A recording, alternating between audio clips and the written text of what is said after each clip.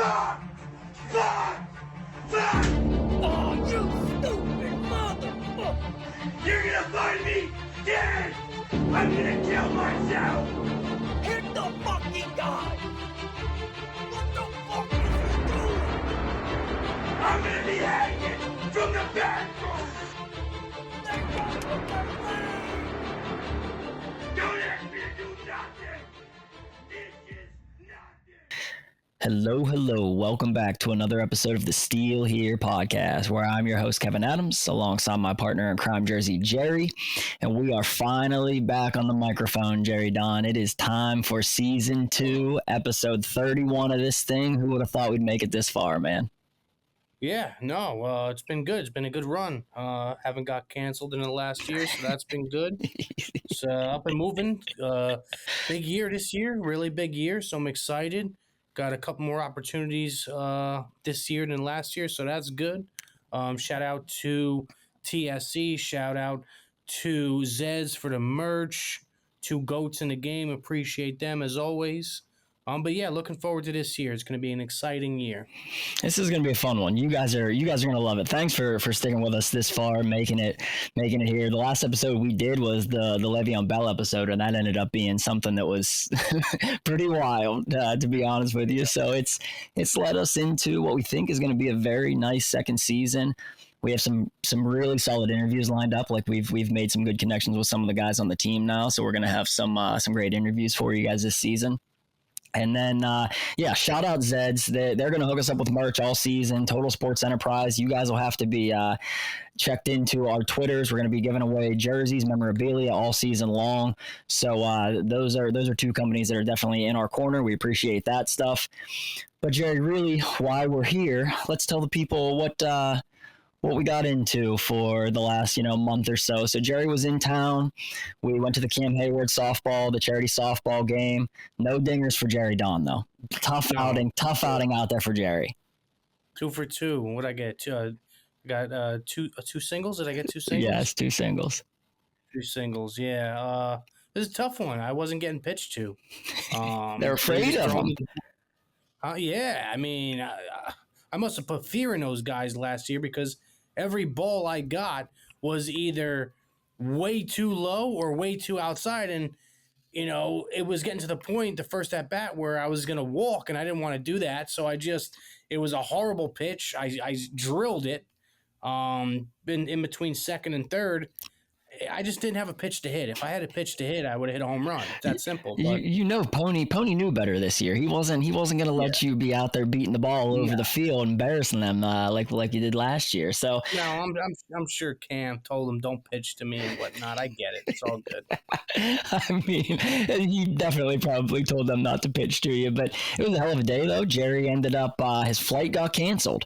So Jerry's flight gets canceled. We're driving home from the game, going back to my house where Jerry's supposed to catch a flight the next morning, and he's like, you got to be fucking kidding me. They canceled my flight, and he had to be then in Atlanta, was it, Jerry, on like Monday or something? Yeah, Atlanta. So there was no way he couldn't go home on Sunday. So he's like, how am I going to get home, Kev? I'm like, you're going to need a ride.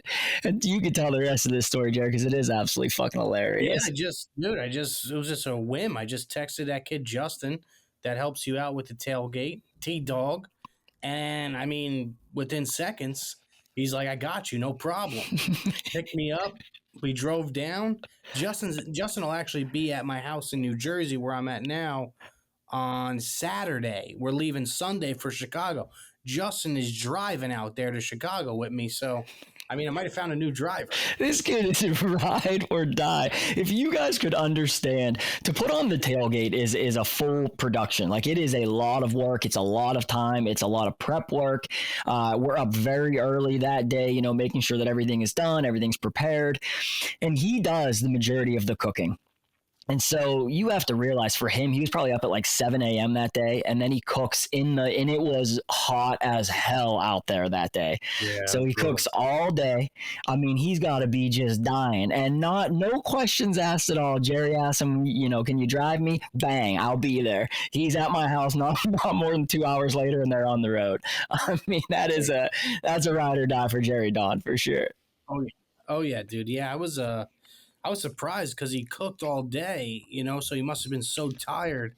Then he's like, fuck it. The thing that was weird about the trip was, I mean, I was in and out, just nodding off, sleeping. And I remember like stopping about 15 times. He would just stop at I don't know if he was doing key bumps or what, but whatever kept him up. I mean, he got you there, and the funniest part is he turns around, drives straight back to Pittsburgh. I mean, just a soldier, man. That was crazy, dude. He just drove right back, no sleep. That is hilarious. So yeah, that's what the hell we've been up to. It's been a good run here. So Jerry, let's get into. Realistically, we're looking at, camp we have our first preseason game here Friday night. What has impressed you the most this camp? Like, what have you paid attention to? I know you've been packing and moving and all sorts of stuff as far as that's concerned. So you haven't been as active on Twitter about it, but you and I have had some conversations. What are you looking at so far? I think George Pickens, I just feel like just what I see from the videos and whatnot. And I think that connection with Kenny has grown so much. It feels like Kenny is super comfortable throwing him the ball no matter what. Single coverage, double coverage. He just wants to get George the ball and have George make a play. George looks really good. I mean, really, really good. I haven't seen any bad things about George from what people tweet, what the videos they put up. So I think he so far is kind of been the one who's stood out for me so far. And like I said, I have been packing, I have been moving, so I don't have the luxury of sitting there on my phone every day watching this stuff. But from what I've seen so far, it'd have to be George Pickens by a mile. Jerry, he's been special, man. I mean, he has just been special. If there's anything we can nitpick about Pickens, maybe, he doesn't run the greatest routes, but his catch radius is just fucking insane. That catch he has over JPJ on the sideline there, where his body is just perfectly parallel with the ground, flattened out, catches the ball, and it's almost like he levitates. Like he lands so soft, no big deal. But if we were going to say anything negative about anything that he's done, it's a little bit of the taunting at the end of it for me. Like it's just, we just can't have it, Jerry. I mean, I get it. I mean, make no mistake about it. He's going to get some, penalties this year. I mean, I know that going into this year. I'm going to say, if I was to put the over-under on sportsmanlike conduct penalties on George Pickens this year, I would put it at 7.5. 7.5 would be the line on Pickens on sportsmanlike. I would take the over. You think if he has 8 unsportsmanlike penalties, we got a fucking price. One every other game. Yeah, I think that could happen. I think he can get 2 in a game. 2 in a game, I'm pretty sure, is an ejection. An ejection, I bet the over. Over a half this year on George Pickens to get ejected from a game, I would say over. Oh, God. See, I love the guy. Right. But, I mean, let's face the facts. He's not all there. You know that. I know. We all know that. He's not there. He's a superstar. This dude is so talented. If there was ever a downfall for George Pickens, this is it. And that's a shame, too, because I think he is, from a wide receiver standpoint, because you hope he's going to polish his route running and all of those things are going to come naturally. Better chemistry with Kenny, that's already something that we can see that's special. I think all of those things we can hang our hat on that aspect of it. Yeah. It is definitely going to be the mental game. Is he going to be, I just hope he doesn't become the type of diva wide receiver. He doesn't get the ball then, because I think we're going to run it. He's going to be diva type. I don't see the diva type. I see the crazy type. You know what I mean? I don't think he's one of those guys that's going to freak out on Kenny about not getting the ball enough. I just think when he does get the ball, he just can't help. I mean, you've seen it he stepped over a player last year. The Ty Lue. Allen Iverson on him. The AI Ty Lue. And I mean, here's the thing. There's a part of me that's like, fuck yes, because, I mean, Jerry, we get competitive, so like that's the type of shit we would do. You're gonna talk some shit. You're gonna embarrass the guy that you just shit on. But I'm hoping that what he did to Joey Porter Jr. was more of like they've had their camp battles and this and that. And that, like that doesn't bother me as long as that doesn't carry over to week 1 or to the games. I can live with it. You're gonna have to just accept that's part of who that guy is as a football player, just because like you're saying he might not be the most perfectly wound person mentally, but I think you can live with it for some of the freak things that he does. Oh yeah, and Tomlin's a player's coach, so I mean, listen, I'm sure he'll get a stern talking to here and there, but it's not like Tomlin's the type of guy that's going to be like, "Oh, you're sitting." That ain't gonna happen. No, I mean you're not. I don't think you're sitting George Pickens at any point. No. But if you had to, Jerry, what are we looking at for that wide receiver room? So DJ's had a pretty nice camp. Deontay Johnson has had a pretty nice camp so far. He's just reliable. I think he's going to get in the end zone more. He should have a bounce back year. You can't possibly have a worse season than Deontay Johnson did from a catches to touchdowns ratio. Not getting in the end zone one time is just unacceptable for how good he is as our wide receiver 1. But who is it behind him? Because Allen Robinson has looked good. Calvin Austin has looked good. You put Deontay at wide receiver 1. Yeah, I mean Jerry, he's still wide receiver 1 for right now. You can't give it to Pickens yet. We haven't seen a single snap. On paper, yeah. Well, right. I mean, the depth chart came out. Technically, he's wide receiver 1 as it stands. On paper, that's going to change by week 4. You think week 4 and we're going to have a swap as far as that's concerned? No, I don't think you'll see a swap. I just think you're going to see by week 4, okay, George is the guy and Kenny is going to feed George. Deontay Johnson, I would put George Pickens yards all day over Deontay Johnson this year. All day. Well, here's what's interesting. Oh, can we talk about this now? The Barstool. We're not going to be on the Barstool Sportsbook app, or like, where do you plan on gambling? Because we don't do that anymore. So pretty much, kind of how it works is, obviously with the new deal with Dave and stuff like that, we can use the Barstool Sportsbook for now, but essentially within the next couple weeks, couple months, it's all going to get switched over to ESPN Bet. So that's going to be something different, which will have nothing to do with. Right.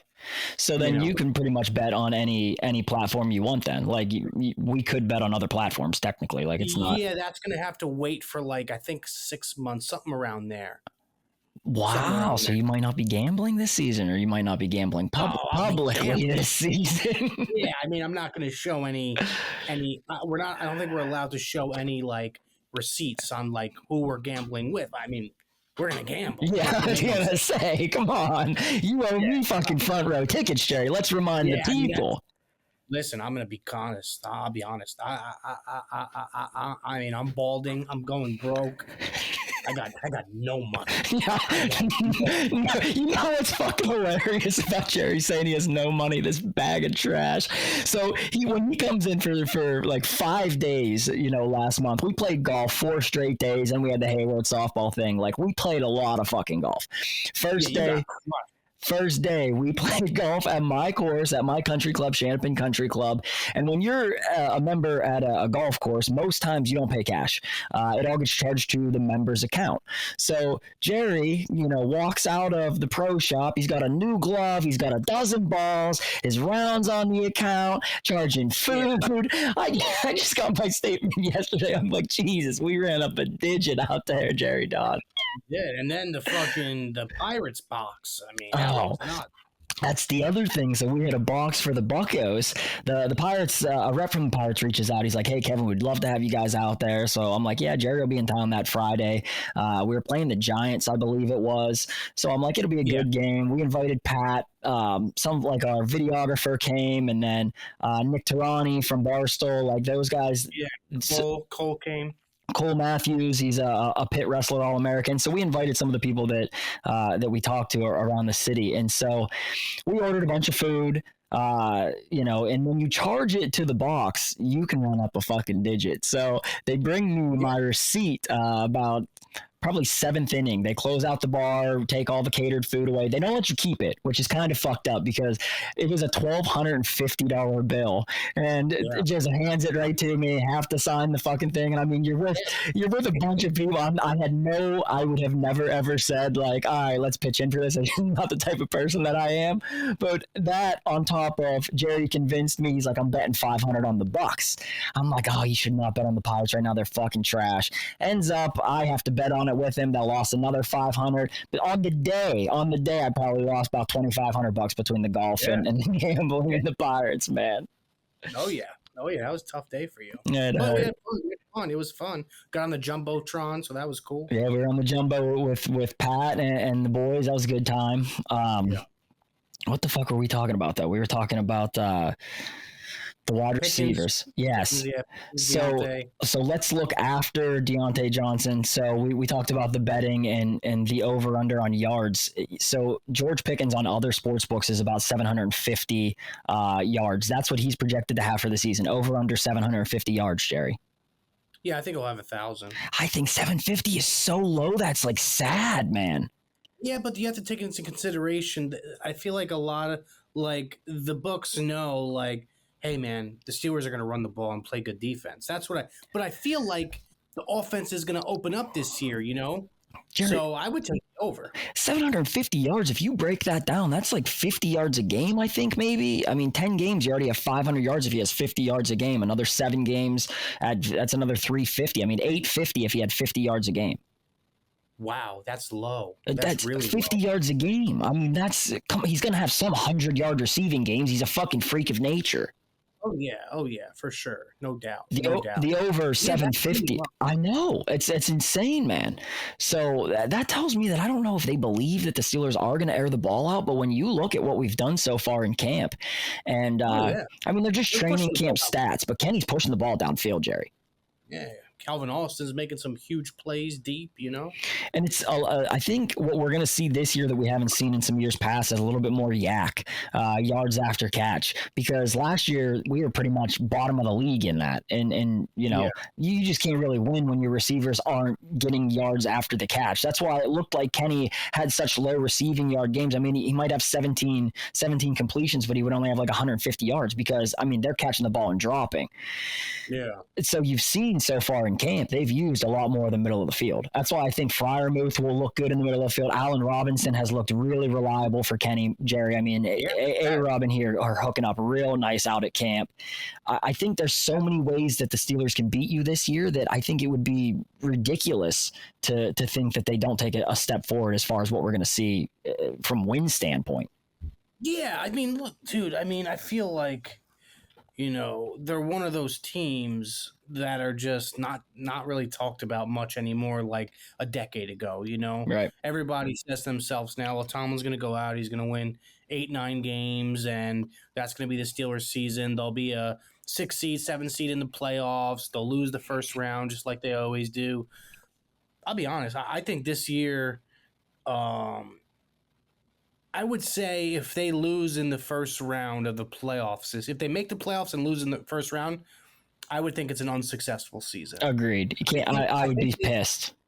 Yeah, I think they need a playoff win this year. I really do. Need to, man. We're fucking. It's has been a drought. We have got to win a playoff game. We need to stop just saying, "Oh, we're getting better. We're getting better." Yes, I agree. You can see the team on the field. The product is definitely improving, and I think a lot of that rides on KP's shoulders. And that's why I do think that they have a much better season than they had a year before. Simply because if you look at what Kenny has done so far in this training camp, he looks head and shoulders a better quarterback than he looked a year ago. I mean, he's crisp. His reads are so much faster than they were a year ago. Like last year, you knew Kenny was figuring out the playbook and figuring out where players are going to be on plays, and you know, timing was just off a beat as far as what you saw from Kenny Pickett last year. And so far through camp this year, he's hitting his third foot planning. He knows his read. He makes the throw, and when the play breaks down, he's making the right plays. Right. He's deadly accurate. Right. I tweeted something today. He might not have the arm like Josh Allen and like the velocity and whatnot, but dude, he's lethal. accurate. And that's It really is. and that's in the NFL where you win, and that's what we've talked about in the past a good bit. Is maybe he doesn't have a 65-yard cannon attached to his arm. I don't give a shit about that though. How often do you have to throw a 65-yard bomb? Sometimes I get it, but more you can slice and dice right down the field, and that's a lot of what his comparison recently has been is Joe Burrow. He's just very accurate, and if Kenny can start to throw some anticipation this year and throw guys open, and I think that he's already doing that because he's more comfortable with the timing. I really do. I would be shocked if Kenny didn't have a much better second year than he had his first year, and that's why ultimately I think we have a better year. Yeah, I think he's going to have that Trevor Lawrence year 1 to 2 bump for sure. I really do. Another position that it's after that though. So you have Kenny, you have the 4 wide receivers. We talked about Calvin Austin, probably as the 4, him and A-Rob somewhere in that 4. But then it comes down to Hakeem Butler, Gunnar Olszewski. Which one of these guys? I think Hakeem makes the team. You think Gunnar does? No, Hakeem Butler. I would like to see Hakeem Butler make the team just because I think he has more upside than Gunnar Olszewski. But my concern is, do they keep Gunnar because they might need another kick returner or punt returner, depending on if it works out with Calvin Austin? I mean, he didn't do good last year, kick returning, punt returning. He had a couple fumbles. That was tough. I would give Austin the chance, dude. I agree. And I think Calvin Austin has special wheels. So I really want to see him get some looks at it. But by the same token, I don't know if you heard Kenny's comments just yesterday after practice. They asked him, Kenny, who are you looking at as far as your 4th receiver, any of those guys? And he's like, I really like Gunnar, man. He's reliable. I can trust him. He's always here working early. He spoke very highly of Gunnar. So if does KP's word have any weight, is going to be, it's what it's going to come down to. But that's going to be what I'm most interested in watching Friday night here against the Buccaneers is what does that wide receiver room look like as we get through that first quarter? Tomlin came out now. He said they're going to play. So what's that? You don't think Kenny plays a snap? Oh yeah, Kenny will play. Yeah, Kenny will absolutely play. Tomlin said today that everyone who's healthy will play. Now, how much they'll play, or everyone who's healthy will they'll be active or whatever it is. I really do think Kenny plays. And what do you think? Do you think he plays? Should he play? Yes, I think he should play 2 series. I think minimum 2 series. 3 stretching it a little bit, but 2 series for sure, I would say, yeah. Without a doubt. I think, and so I've seen this on Twitter. It's like a hot debate on Twitter is, should Kenny play? Should the starters play? Should guys like TJ play and Minka? TJ, no. So here's the thing. I wouldn't play TJ. TJ would be one of the exactly. I don't know that I would play Minka or TJ, but I'm pretty sure just before we recorded, I saw that they are going to play. They are going to play Mink. I'm pretty sure he's supposed to start. So yeah, I mean, I wouldn't do that. I probably wouldn't play, not in this game at least. TJ, I probably wouldn't play. Cam, I wouldn't play. Najee, I wouldn't play. Some of those guys, but I would absolutely play Kenny. 2-3 series. I would love. We can't start slow. Like every single year, the past few years, the Steelers just start slow, and I don't want to have that happen because they didn't want to risk Kenny. I think to me, the biggest thing that pisses me off when people talk about preseason and you can't play these players. I mean, okay, so then week 1 they go out there rusty. Look how bad Joe Burrow was against us week 1 last year because he didn't have a snap in the preseason. Yeah, quarterback's one of those positions where you can be thrown against air in camp all year, but you're still not getting hit. They're still not letting those guys get hit in training camp. So you need to have that game speed. I feel like before week 1. I feel like also Kenny's going to make that big jump because you got to think about it. He's going up against a top 5 defense every day in camp. You know what I mean? Yep. People could argue that all they want, but I mean, look at all the stats, look at all the numbers. I mean, the Steelers the last 5 years have continuously been in the top 10 with defense. I mean, they just play great defense. So he last year, he went up against defense in practices. This year, a whole lot more against a top 5 defense in the league. So yeah, I think he's just going to only grow. I really do.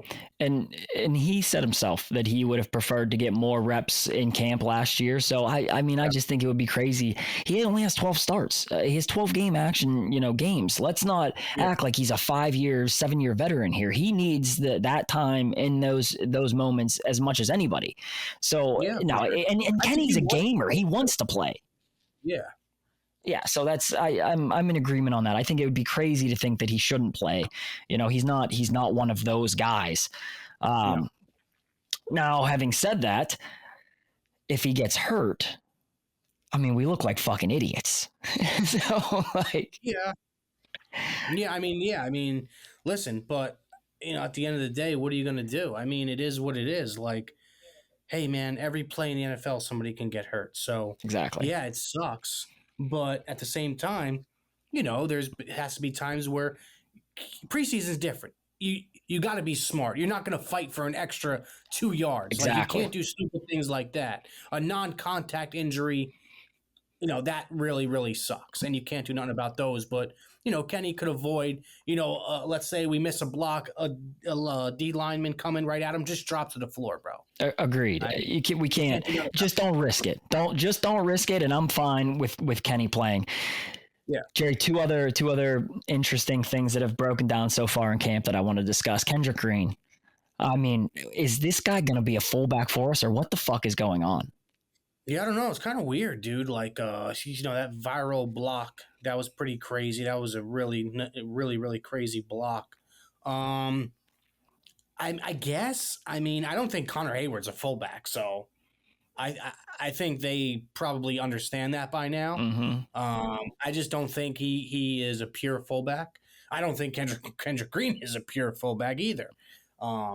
But I mean, they're using him. They're consistently using him now. I know. So I mean, I don't hate that. 3rd and goal, 1 yard line. Try to see what he can do. I don't hate it. It's the interesting thing is that 4 months ago, I think 95% of Steeler Nation hated this guy. I mean, I thought he was going to get cut this year. No doubt about it. I didn't think there was any road to Kendrick Green making this football team. And now, initially when they did it, they ran it on Friday Night Lights where he catches a pass, out in the flat, or they did it the day before that practice that I was at. And, the crowd roars, but I'm like, yeah, it's a gimmick. Like, that. Why the fuck would they do that? This guy's irrelevant. It's who cares?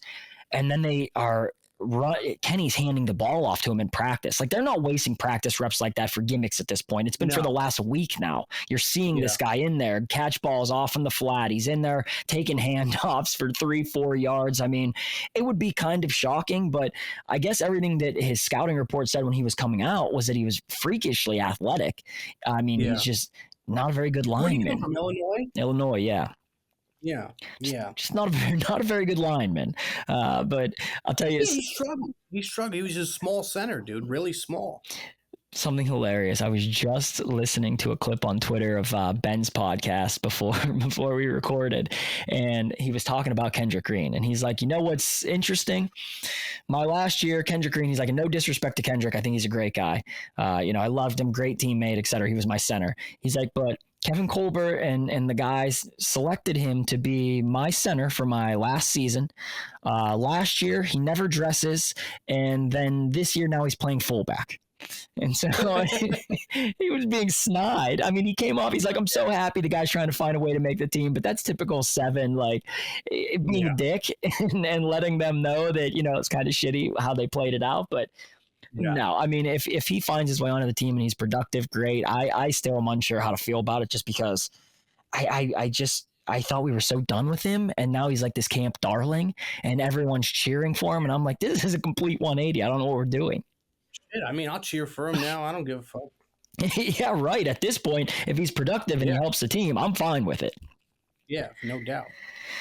Jerry, the last thing that we should discuss is going to be the defense has been pretty fucking good. And some of the things that we hear is that the defense is going to be really, really fucking nasty.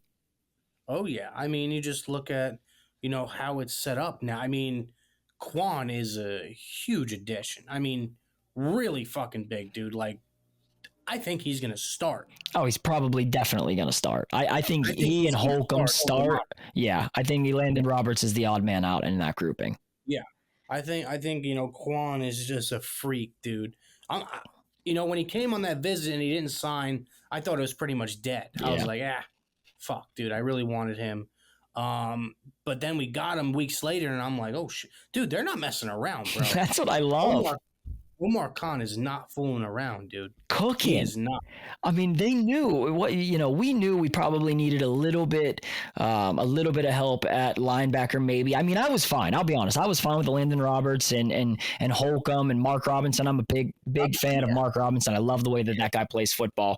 But to say that I think we were 100% great there, no. But if there is the ability to add a guy like a Quan Alexander, Omar Khan, hats off, man. There's not everywhere we might have been a little thin. He added a player. The only concern I maybe have is now cornerback, like slot cornerback. What's it going to end up looking like? Because I think Pat Pete concerns me, man. And I know you haven't been to camp yet, but like he gets beat off the line of scrimmage a lot. I mean, he's old, man. You know what I mean? And so that's why in the slot, maybe I really don't. I wouldn't be surprised if Joey Porter and by maybe week 6 or 7, if Joey Porter Jr. and Levi Wallace are your 1 and 2, and then Pat Pete plays a little bit more inside, because I think they're really testing Joey Porter Jr. while constantly pushing him against George. I mean, you're seeing a lot of those. Tomlin's calling for that. Like they automatically line up with each other pretty regularly. Yeah.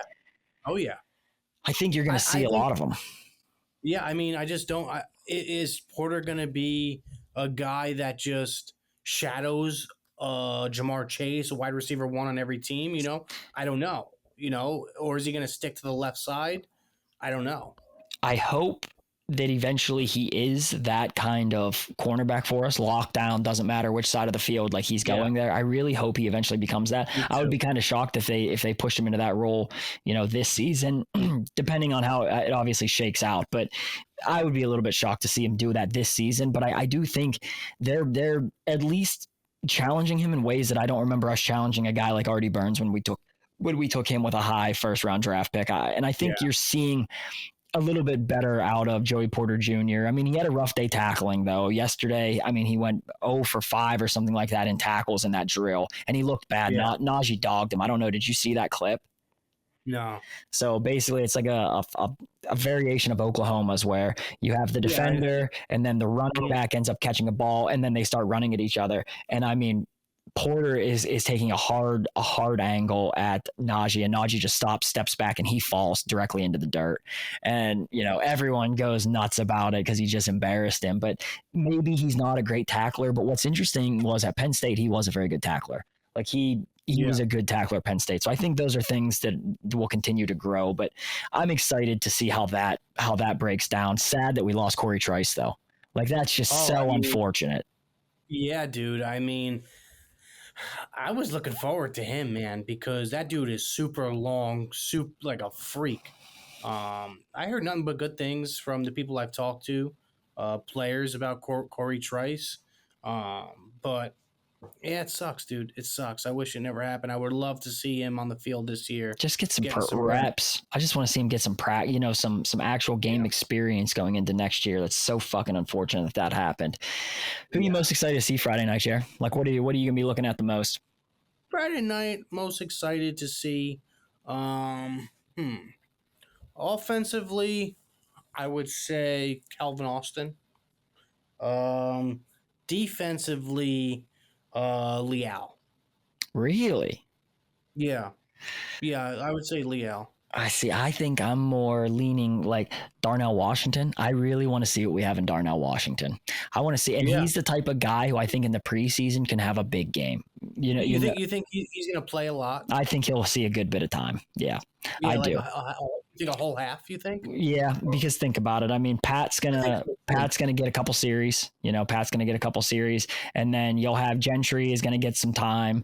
Connor is gonna get some of that scat back, like fullback, tight end mix. But I really do think you're gonna see Darnell, and I think they want to see how successful he can be at blocking, because it's gonna dictate a lot of what style of running attack we can produce this season.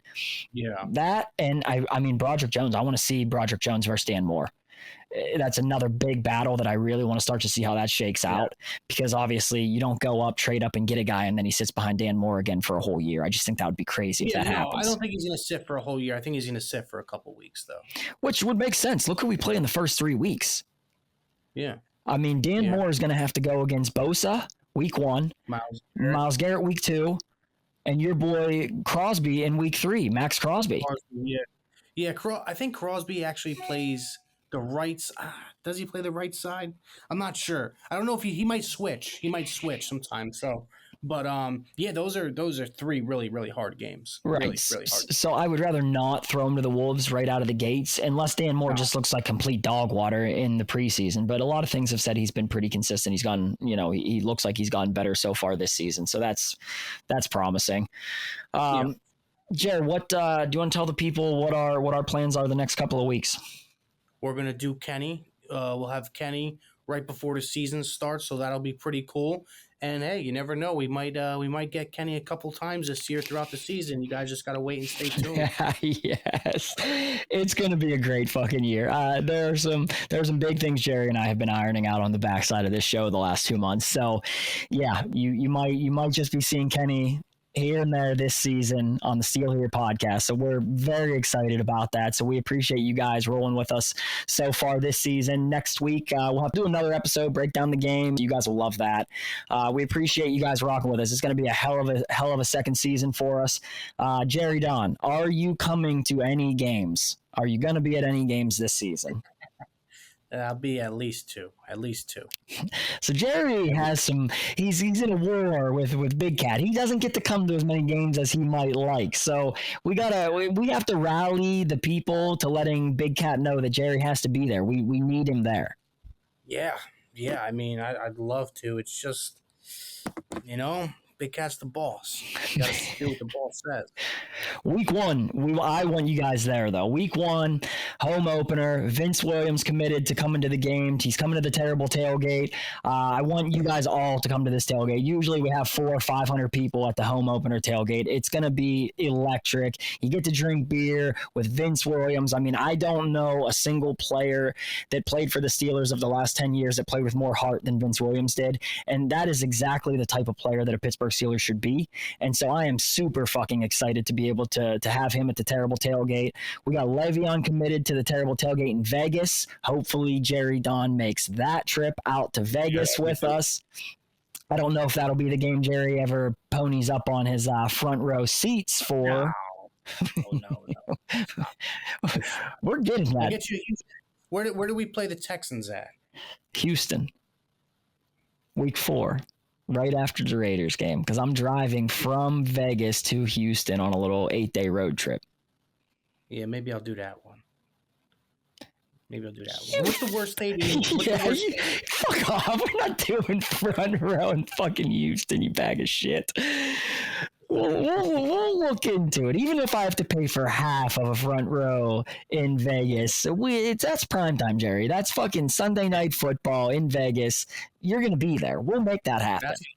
That's going to be fun. It's going to be incredible. A little battle in the desert, baby. I can't wait. Oh, yeah. So, yeah, we'll see you guys here next week. Wherever you get this, like, comment, subscribe. It should be on Jerry's YouTube channel. I think one thing Jerry and I discussed, we might release some episodes onto Twitter just to see how it does. The full episode, you can just watch it right on Twitter now that Elon's trying to get everybody to stream their content there. So that's obviously where Jerry and I have more followers. Listen to just audio.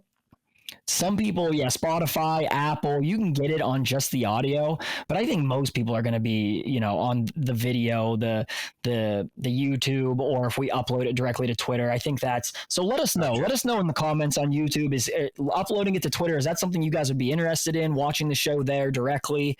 We're just trying to figure out how to get it out. Share it wherever you find it. We appreciate the shit out of you guys, and we'll see you here next week. See you next week. Later, Jared. We're here. We're still here. We are still here.